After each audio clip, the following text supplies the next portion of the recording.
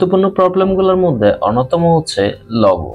এখানে যে লগোটা দেখতে পাচ্ছেন, এই লগোটা এখানে সেট করা আছে, বাট বাই ডিফল্ট যে থিমগুলা আমরা ইনস্টল বা ডাউনলোড করে থাকি সেক্ষেত্রে কিন্তু সেটাতে থাকে না। সো এই লগোটা কিভাবে ইনস্টল করতে হয় বা এখানে সেট আপ করতে হয় সেটাই আজকের এই ভিডিওতে আমি আপনাদেরকে দেখাবো। তো চলে যাচ্ছি ব্লগারের ড্যাশবোর্ডে, সেখান থেকে ক্লিক করে দিব লেআউটে।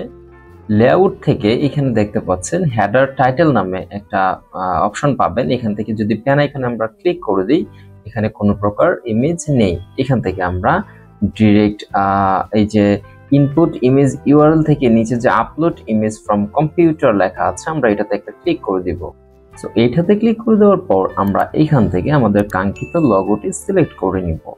দেন এখানে একটু অপেক্ষা করতে হবে লগোটা লোড নেওয়ার জন্য। আপনি যদি লোড নেওয়ার আগে এখানে সেভ বাটনে ক্লিক করে দেন সেক্ষেত্রে কিন্তু লগোটা আপলোড হবে না। তো ফাইনালি আমরা লগোটা এখানে আপলোড করেছি। এখন এটাকে রিলোড করে দেখব লগোটা আপলোড হয়েছে কিনা।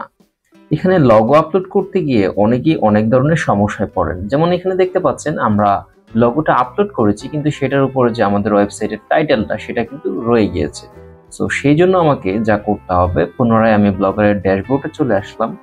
দেন এখান থেকে নিচে যে অপশনগুলো দেখতে পাচ্ছেন ইমেজ প্লেসমেন্টের, এখান থেকে আমি দ্বিতীয় অপশনটা সিলেক্ট করে দিচ্ছি এবং এখান থেকে সেভে ক্লিক করে দিচ্ছি। ফাইনালি এখান থেকে যদি আমরা রিলোড করি তাহলে দেখতে পাচ্ছি যে এখান থেকে কিন্তু টাইটেলটা চলে গিয়েছে। জাস্ট এখানে যে আমরা লগোটা সিলেক্ট করেছি সেই লগোটা এখানে চলে আসছে।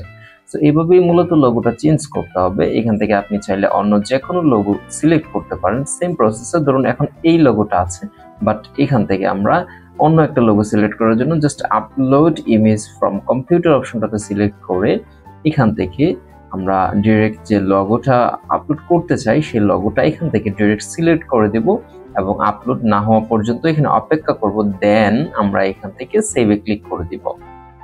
সো এখন যদি রিলোড করি আমরা দেখতে পাচ্ছি লগোটা আপলোড হয়ে গিয়েছে, কিন্তু লগোর সাইজের কারণে এখানে কিন্তু লগোটা দেখতে পাচ্ছেন কিছুটা চ্যাপ্টা হয়ে গেছে, মানে রেশিওটা মেনটেন করা হয় নাই।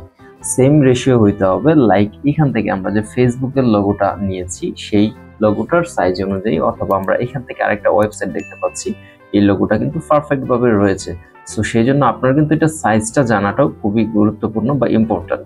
আমরা এই যে লগোটা এটার সাইজটা যদি জানতে চাই, এখান থেকে আমরা রাইট ক্লিক করে নিউ ট্যাবে আমরা এই লগোটাকে ওপেন করব। এন্ড দেন এখান থেকে আমরা যদি ডাউনলোড করি এন্ড আমরা অনলাইন কোনো টুল ইউজ করব,